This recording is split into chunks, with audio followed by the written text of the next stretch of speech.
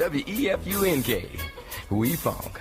On that note, we will maybe move on to the next segment of the show, as it was kind of just given a little bit of a PSA about how we really individually need to, do our best job to help prevent the spread. Hence, the lockdowns and quarantines that we've been all been living under, and of course even a lot of the music that I was just talking about released in quarantine, and I suppose at the very least in studio, which I guess will get us to the next segment of the show, as being trapped in my apartment for the last couple weeks got me thinking of some of the great musical places in the world to be trapped inside of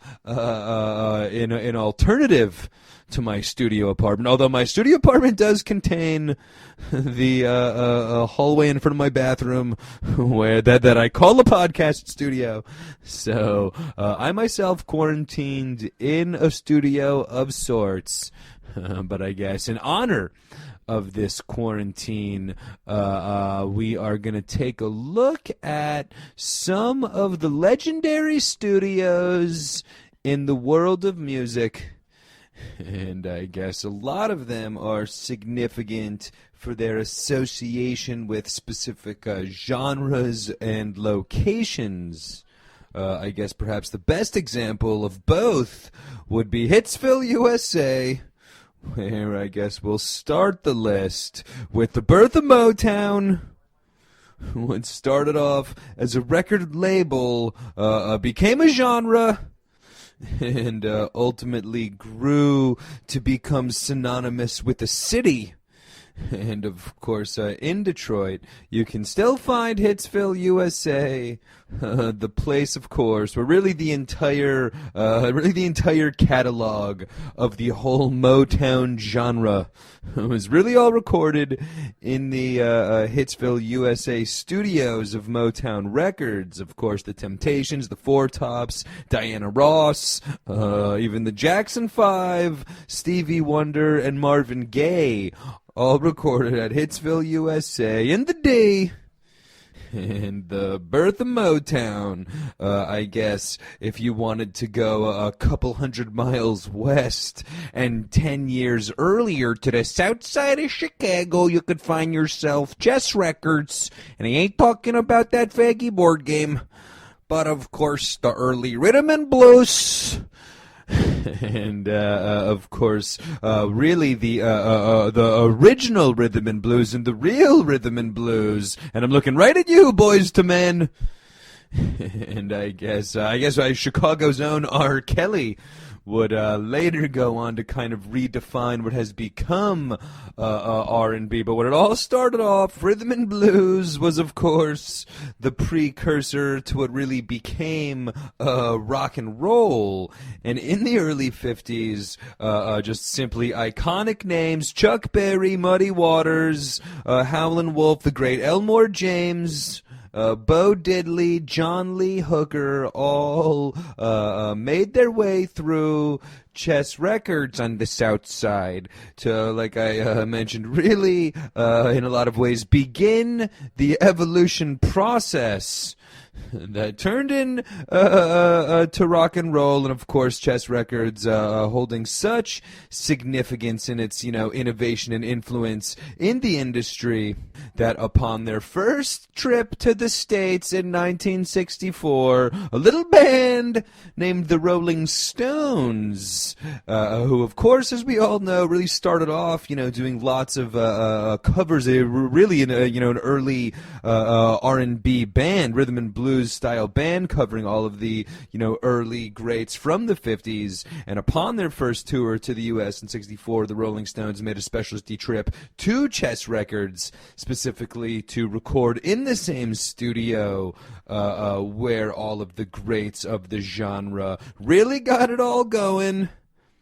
At Chess Records and the early rhythm and blues, I guess if you're really looking, however, if you're really looking for to continue on the evolution process towards rock and roll, if you're really looking for the birthplace of rock and roll, I guess one would have to really look no further than, of course, Sun Records Studios out there in Memphis, Tennessee, as I'm going to, of course, do my best to give you a horrible impression of the locals surrounding the studio, to really give it more of a three-dimensional kind of feel here. Big LW's Jammin World. So, Sun Studio Records in Memphis, Tennessee, most commonly regarded as really the place where rock and roll was born. Where I guess most famously Elvis Presley, Johnny Cash, and Roy Orbison, just among some of the greats that recorded in Sun Record Studios. And I guess even before it was Sun Record Studios and what would become the birth of rock and roll, like I mentioned, even before that, its original tenants actually included names like Ike Turner and various other, at the time, what was referred to as black R&B, unquote. Right? And I'm blaming the racist assholes in Memphis, Tennessee in the 50s, so don't shoot the messenger here. But I guess even before Sun Records officially moved into the facilities, it was being used as a recording studio for some of the, like I mentioned, R&B genre in the pre-rock and roll evolution. However, by the early 50s, Sun Records took over the studio space, and by 1953, they started cramming out Elvis.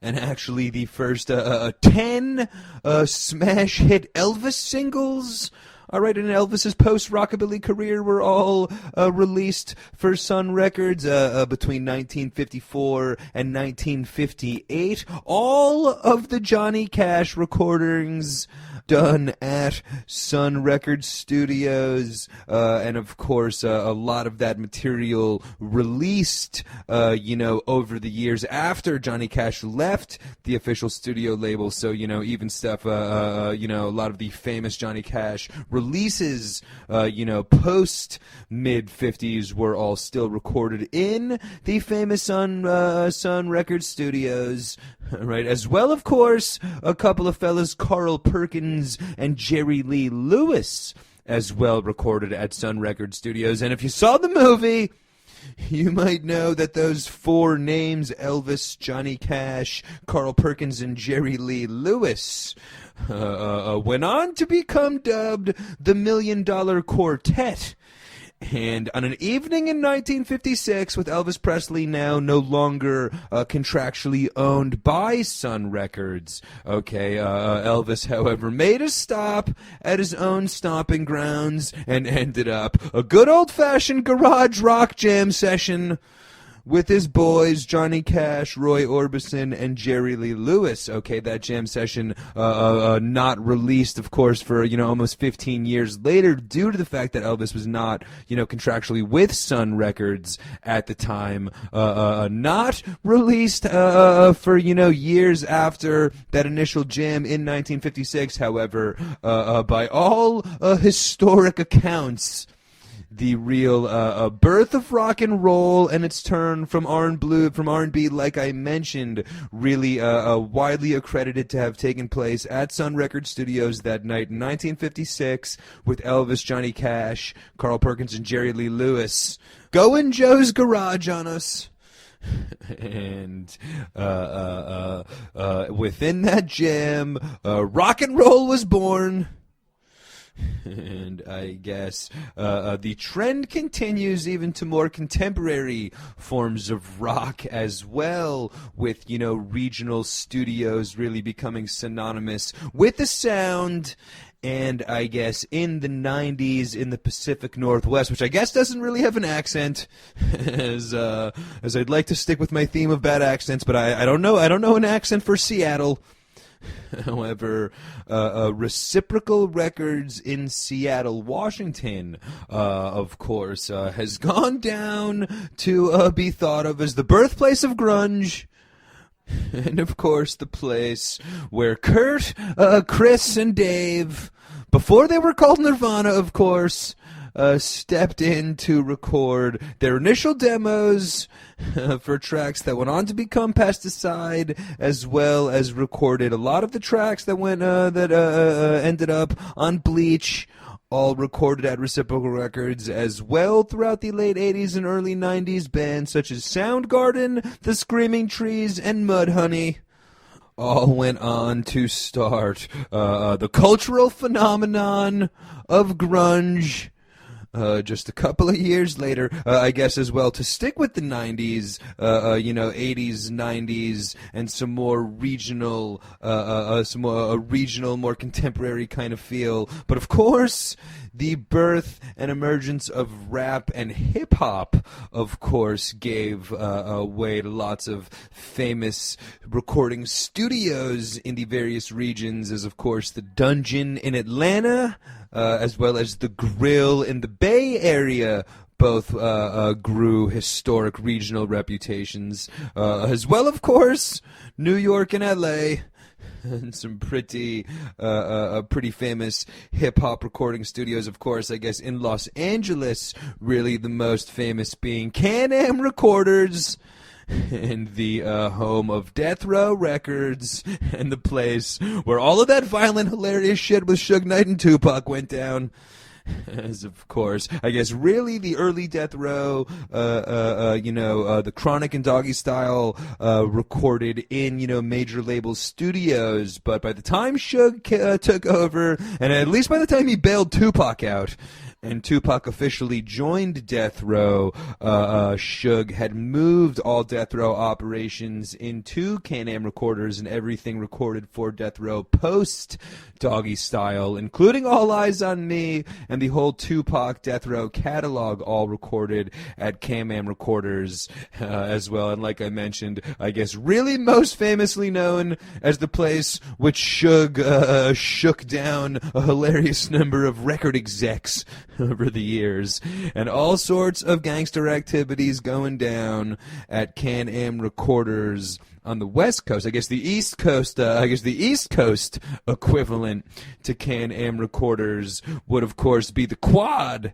in Times Square. Ironically enough, I guess the place where Tupac ended up getting shot outside of, with, of course, Biggie Smalls and the Junior Mafia doing a recording session upstairs. Tupac shot on his way in. Forevermore held Biggie and Junior Mafia responsible on some level, and really in all ways what officially started the East Coast West Coast beef. Of course, this being the first time Tupac shot, not the murder of Tupac, but really what kicked off the whole East Coast West Coast beef was Tupac being shot outside the Quad, then of course surviving and going on to hold a grudge against Biggie and Junior Mafia because of that incident, which of course, just a couple of years later would have cost both Tupac and Biggie their lives, and really rap its ultimate, peak potential with the two greatest, really the two greatest ever in a lot of ways out of the picture, almost just as quick as the whole thing started. I guess really it started to unravel that night outside the Quad, which again, I think even in more recent years was the place that hilarious dude Schmurda got caught with like an insane number of guns. That was at the Quad as well, and I believe there's even more, like a more hilarious list of shit that's gone down at the Quad in New York City. All right, I guess other famous New York City studios, of course, D&D, really the best reputation for East Coast rap. Now currently owned by and operated by DJ Premier, of course, of Gangstar, but D&D Studios famously hosted the 90s recording sessions of Jay-Z, Biggie, and Nas, and really most of the classic, or a lot of the classic great East Coast rap from the 90s recorded at D&D. I guess even before D&D, however, in New York City, there was Chun King Studios down in Chinatown, the early home of Def Jam, with Russell Simmons and Rick Rubin and Run DMC, LL Cool J, and the Beastie Boys, really laying down the foundation for what grew, for the cultural phenomenon of the 80s and 90s that grew to be rap and hip-hop. Right. I guess other genres with pretty famous regional studios. Of course, we gotta go to Jamaica, man, for reggae, dub, hip-hop, rock, steady, man. So I'm back with the bad accents.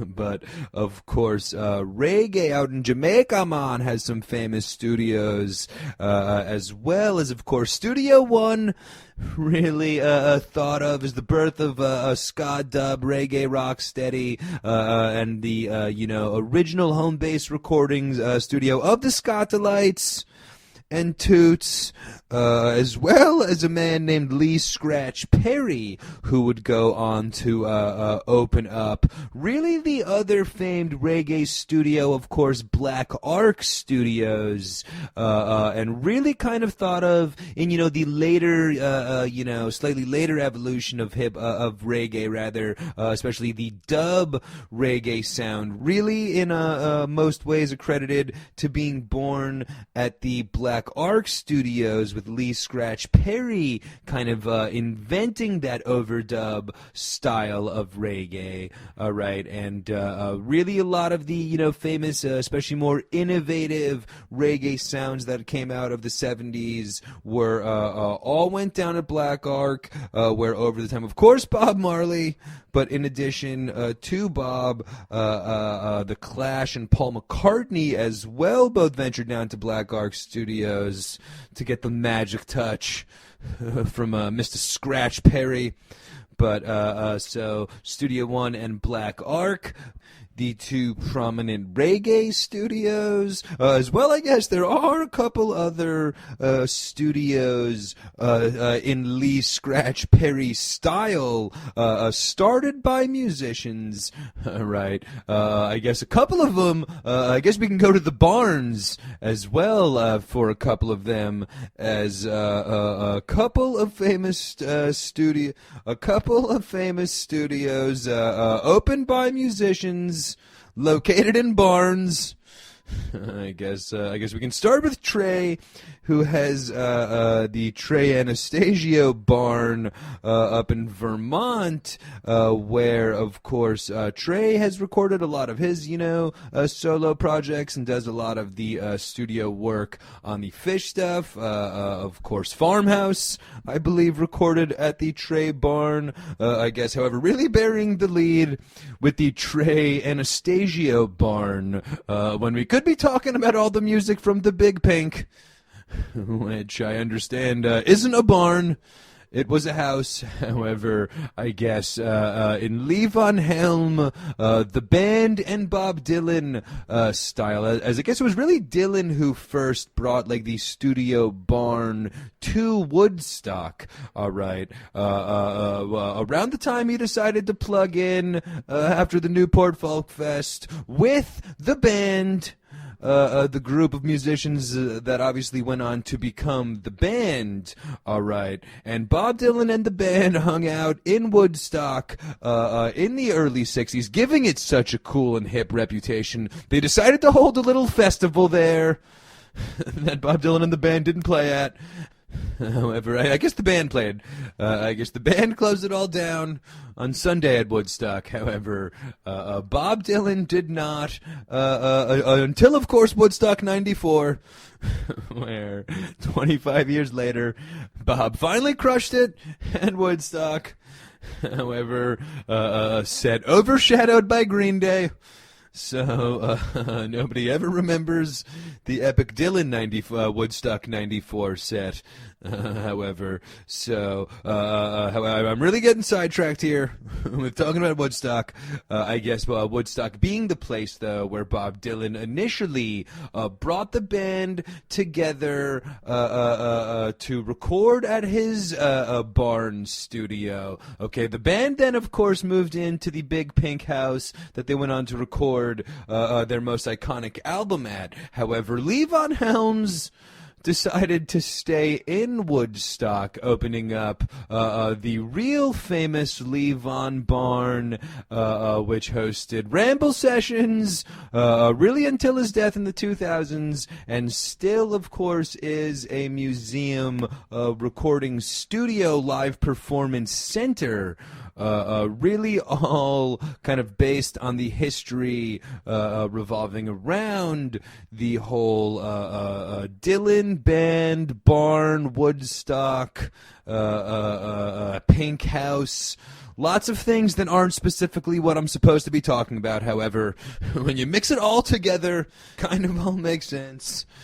Or at least worthy of a mention on my famous studios list. Right.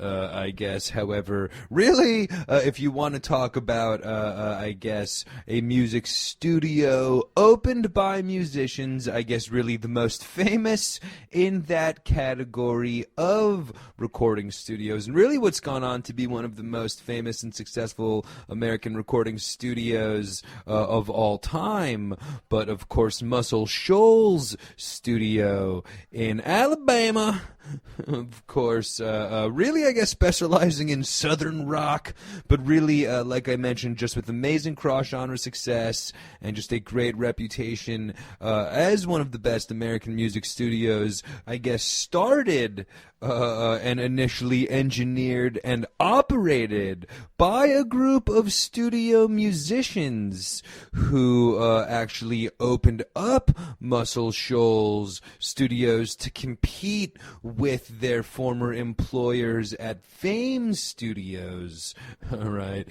So basically a group of disgruntled, studio musicians from Fame went on to open up what became Muscle Shoals, and I guess really due in a lot of ways to their particular musical expertise in the, production and engineering fields and all that stuff, really what led to their initial success and what gave them their initial reputation in the studio industry as, like I mentioned, Southern rock, of course Skynyrd, laid it down, but as well Cher, a famous album from Cher that I guess was named ultimately titled after the Muscle Shoals Studios in some capacity, but as well the Rolling Stones, Aretha Franklin, Willie Nelson, Bob Dylan, Paul Simon, and Art Garfunkel all laid it down to Muscle Shoals, and I guess even in more recent fashion, like I mentioned, but the Black Keys have used Muscle Shoals in a lot of their studio works, as well as a slew of other contemporary artists still using Muscle Shoals, that it still has one of the best reputations in American music studios. All right. I guess when it comes to American music studios, for the most part, you could really focus in a lot of ways on two of the places that I've yet to mention, but New York and Los Angeles, and of course a lot of the big record label studios, as I guess really has been the trend for a lot of these studios, like Sun Records, for instance, where, Sun Records, the label owned the studio, Sun Records Studios, that then hosted all of the great performances, and I guess in New York and Los Angeles, that trend would continue with, Capitol Records Studios in Los Angeles, or Columbia Records Studios in New York, but really, the home base of operations for most of the big labels being located in New York, and most of those labels having studios studios in LA or New York. All right. However, in LA and New York, there is a couple of more independent mom and pop style Hitsville, USA, kind of epic studios as well. As I guess, to start out west with Sunset Sound Studios in Los Angeles, I guess originally was opened up by a major label of sorts, a little company called Disney. Initially opened up what went on to become Sunset Sound, and a lot of the early Disney Disney movie soundtracks were actually recorded at Sunset Sound before it was Sunset Sound, right? But I guess really reached its peak heights in the 60s and 70s with rock and roll. As I guess, really in a lot of ways just due to its location, like I mentioned, in LA, but just the amazing resume of iconic albums and just, all-time classic shit that went down at Sunset Sound is really just absolutely unthinkable. I guess in total over 200 gold records. The first two Doors albums, Pet Sounds, one of the most influential and revolutionary albums ever from the Beach Boys, of course, in the mid-'60s, recorded at Sunset Sound. Purple Rain by Prince, Zeppelin recorded albums there, Guns N' Roses, Van Halen all recorded albums at Sunset Sound. Just really, when you put, like I said, their resume of hits, it can go toe-to-toe with any recording studio in the history of music, right?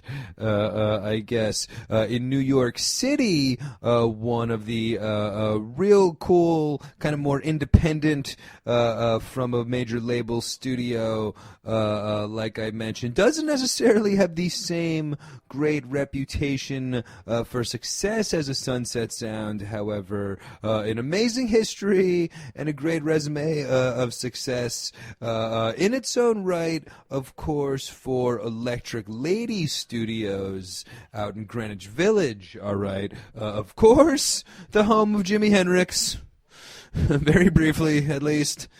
But I guess it was in 1968 that Jimmy bought the Generation, which was an old nightclub that hosted shows from Big Brother and the Holding Company, Sly and the Family Stone, even B.B. King and Chuck Berry, some of the greats that performed at the Generation nightclub. All right. However, by the late 60s, Jimi Hendrix purchased the venues with the initial intention of keeping it open, of revamping it and keeping it open as what would have been the sickest nightclub ever.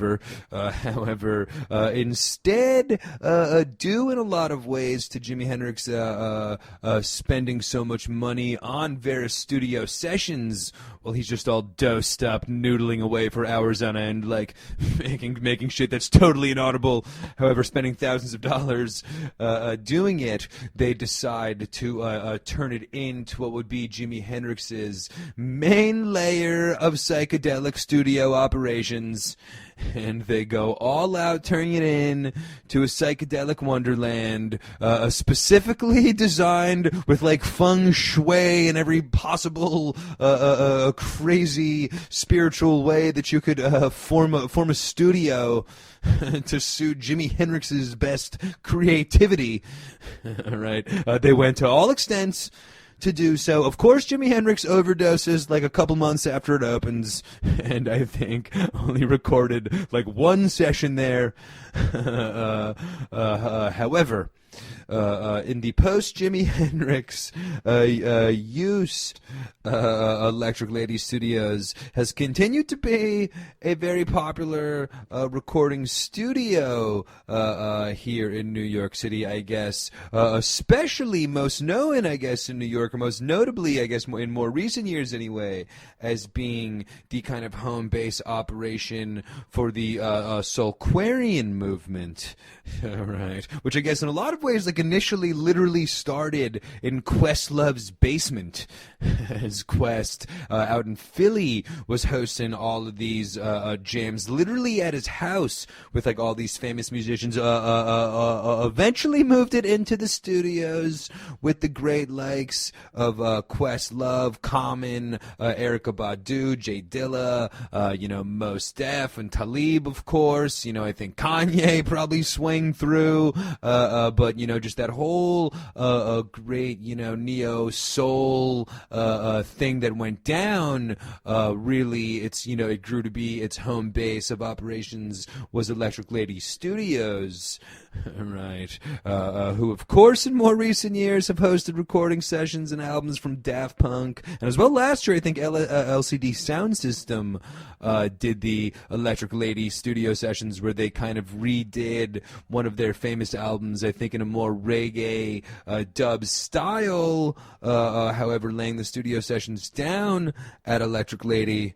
All right, so continues to be a very, very successful recording studio in New York City. In loving memory, of course, of its great inaugural tenant.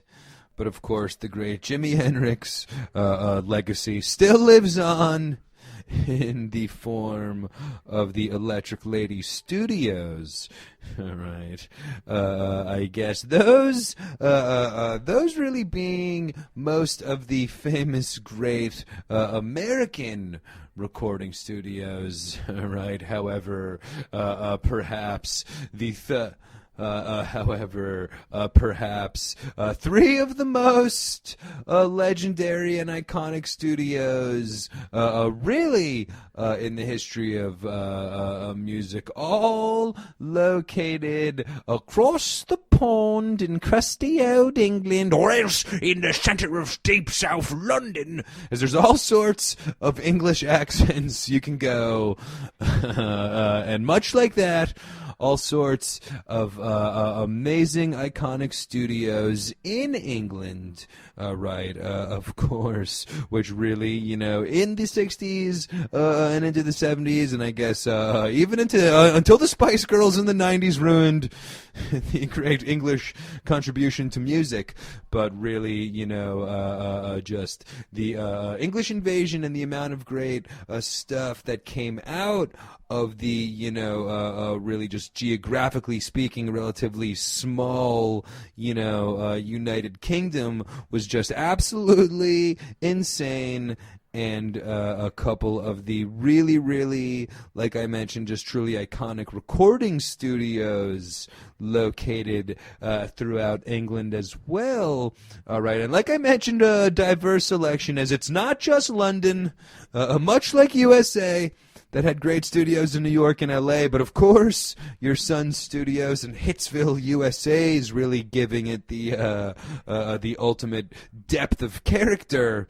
Much is the same in England, where, of course, London has some great studios, but really one of the most famed, and perhaps the one with the most mystique in a lot of ways, is, of course, Headley Grange, originally used as like an orphanage infirmary in the 1800s, that then by like the 1950s or whatever, it was a private residency. So right off the bat, a super creepy sounding place, a horror movie setting, in old English, a countryside English orphanage. Right, that I guess by the 1960s, however, it was turned in to kind of like a hostel hotel and a place for visiting Americans primarily would stay. All right, eventually, some of these visiting Americans were record executives that felt that its location could be a good use for American point for American bands traveling to England at this point, and like I mentioned, the early '60s or whatever, to rehearse a little bit before going on their European tours. All right, so it was kind of going to be like a little bit of of course, a couple hours outside of London in the English countryside, kind of like almost a Lee Van Helm barn style setting, but a little bit of like a city getaway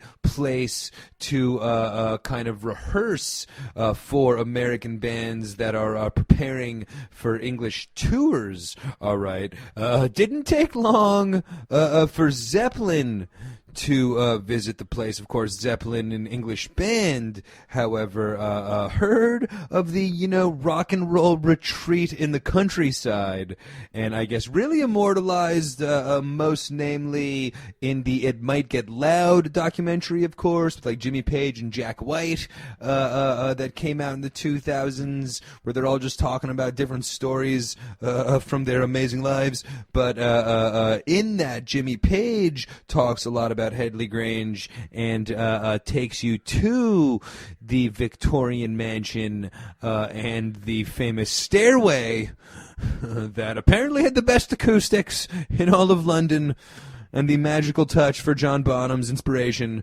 as literally Stairway to Heaven, Black Dog, When the Levee Breaks, all with like amazing mystical stories of inspiration in inspiration and in actual production going down at Headley Grange, like I mentioned, where they would Zeppelin literally setting up in like weird places in hallways and staircases and all sorts of like acoustically fitting corners of this mansion to, I guess, just in total Zeppelin recorded parts of Zeppelin's 3 and 4, as well Houses of the Holy and Physical Graffiti, which, of course, the Physical Graffiti album cover shot of a New York City building. However, most of that album recorded at Headley Grange in England, I guess after the mystical Zeppelin reputation, Bad Company, Genesis, and Fleetwood Mac, among just a handful of the greats that recorded at Headley Grange. However, I guess really bearing the lead with the Rumors album after Zeppelin recorded Stairway, literally in a stairway in this fucking place. So amazing and mystical, just like Robert Plant would have wanted it, but a weird mystical history of the Headley Grange Studios, the home base of Led Zeppelin. I guess, however, Zeppelin not the only English band with a home base studio. And the psychedelic countryside, not the only place. And that shit went down in England, as well, of course, London. The big city had some revolutionary recording studios itself. And I guess we'll start with the Trident Studios in London. All right, opening in 1968, it was the most technologically advanced studio in all of London. All right, it had an 8-track reel-to-reel and a Dolby noise reduction system, which was the first ever. And such a badass setup that it intrigued a little band named the Beatles to record there. However, I know we'll get back to them in a minute, but I guess over the next couple of years, however, the Rolling Stones would record Let It Bleed, Bowie would put down Ziggy Stardust, Lou Reed would put down Transformer, as well as Elton John, James Taylor would both put down bangers from Trident, as well as perhaps their most famous tenant. Right. But like I've mentioned through a couple times before in this process of the studio's success, eventually kind of spiraled into a production label getting started kind of in conjunction with the studio's success, like I mentioned, and all sorts of business contracts and logistics went down. Okay. And the newly formed label got sidled with a band without management, so now undertaken by the newly formed, Trident Studios label.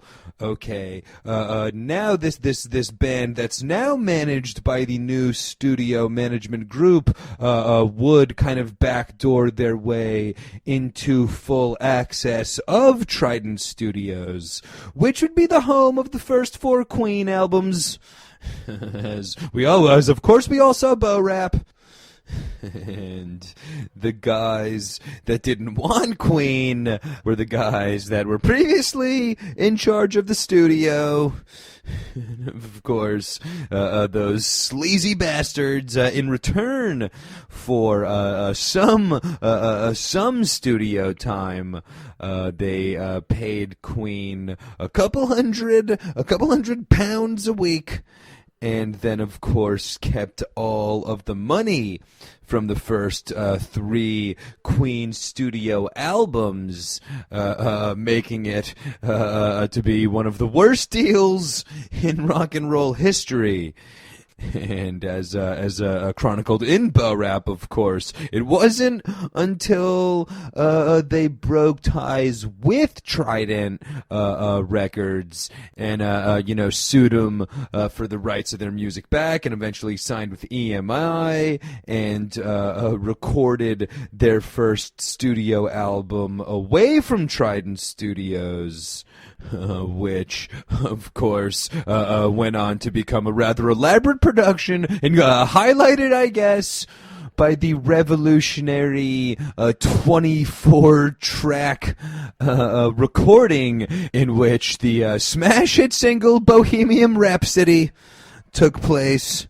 And, of course, Night at the Opera went on to be one of the all-time most successful and expensive, as at the time it was actually the all-time, after 3 Broke Dick albums at Trident, Night at the Opera went on to be the most expensive album ever produced at the time, and then went on to become one of the most successful albums as well. Right. So I guess all in all, epic reputation for Trident Studios. Although before all of that, like I mentioned as well, the Beatles took advantage of the new technology and laid down 2 iconic tracks, but Hey Jude and Dear Prudence by the Beatles were both recorded at Trident Studios. Well, that's not... something's not adding up here. Because, of course... much like Zeppelin with Headley Grange and Queen with Trident, the Beatles had their own studio that they were synonymous with and has gone on to really become the most famous single recording studio, I would say, or at least the one with the most famous street outside.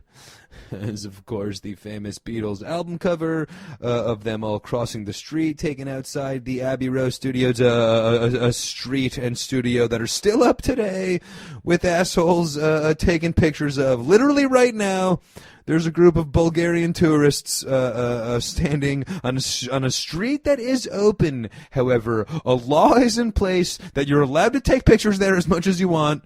So go screw if you're trying to get to work via your daily commute past Abbey Road Studios.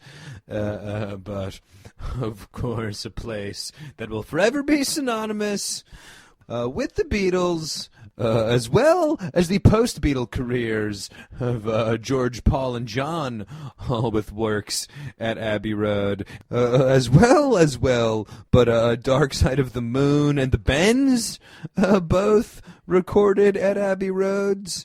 But I guess before all of that, when the Beatles moved in to the studios, it was, of course, EMI studio, and of course EMI has been the trend of this list, but EMI, the label that signed the Beatles, owned the studios and pretty much gave them their home. And, of course, the Beatles went on to record the, innovative pre-Beatlemania stuff there, the I Wanna Hold Your Hand era of the Beatles, all recorded at Abbey Road Studios, all recorded at then what was called EMI Studios. All right, but just remember, dating back to their days in Germany, really, the Beatles of this era are like a live band, really thought of as like a live powerhouse. All right, then Beatlemania strikes, and it's like the craziest concerts of all time. All right, and I refer you no further to Shea Stadium '64. All right, but of course, all of the mayhem and everything that went into the Beatlemania concerts of '64 and '65. However, though, as I talked a lot about on my Beatles, on my baseball music connection piece that I did, where I talked a lot about the Beatles' history of performing from their time at Shea, their first concert in America in '64 in Shea Stadium, as well as their last concert ever at Candlestick Park in San Francisco in 1965. All right, and remember that really for their whole career up until 1965, the Beatles really thought of as like a live powerhouse. After 1965, due to really a lot of the logistical headaches around what was Beatlemania, and really especially just the show qualities not really being up to snuff on like the big stadium level. All right, and of course famously having to play like over the PA system at Shea Stadium, the concerts were always a disaster, and after 1965 the Beatles never playing live, so all of the Beatles work post 1965 all took place at Abbey Road Studios. So the whole Rubber Soul Revolver, Sgt. Pepper, the White Album, Yellow Submarine, all at Abbey Road Studios, none of which, of course, containing live supporting tours. All right. So after 1965, their entire career, all of the Beatles' magic, all happening at the Abbey Road Studios. All right, which, of course, in a lot of ways is the Beatles' greatest influence on music, but just that amazing studio innovation. Of course, with George Martin, who really gets tons of credit for being like the main engineer responsible for the heights that the Beatles Studios albums reached at that point, really after hearing Pet Sounds as well, and the high level of production and everything that went into the Pet Sounds album that I mentioned earlier from Sunset Sound Studios. The Beatles went in to create their own Pet Sound, which became Sgt. Pepper, and then ever since then, and again, like I keep mentioning, without live touring, but the real signature of the Beatles' career was that amazing studio sound, all right, and like I mentioned earlier, but a studio sound that was matched with Dark Side of the Moon, less than 10 years later,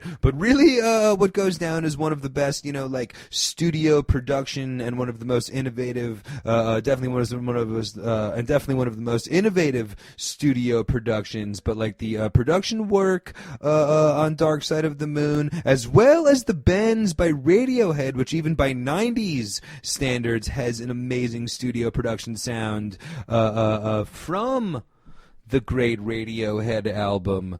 All right.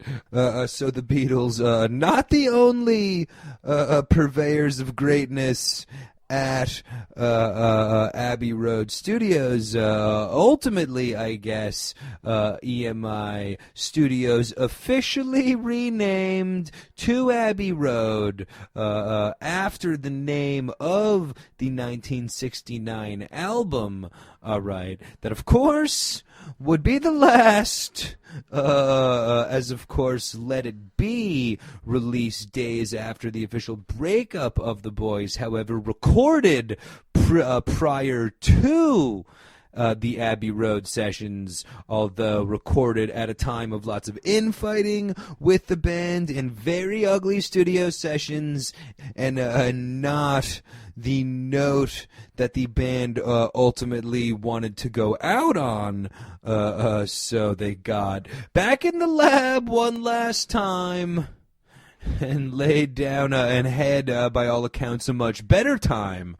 Right, and laid down what would become Abbey Road, getting together at the studios in August of '69 to record what would be the last track of the album, The End. And then the boys took an iconic walk across the street, and it would be it for the greatest career that the music world has ever seen, as I guess in May of the following year, after Phil Spector, of course, got a hold of the Get Back sessions and turned it in to the Let It Be album, it was officially a wrap for the Beatles. However, the boys, like I mentioned, were not necessarily done with Abbey Road Studios, as Paul McCartney and Wings would go on to record Jet. George would set down All Things Must Pass. Well, John recorded Instant Karma, and they all shined on. WEFUNK. We funk.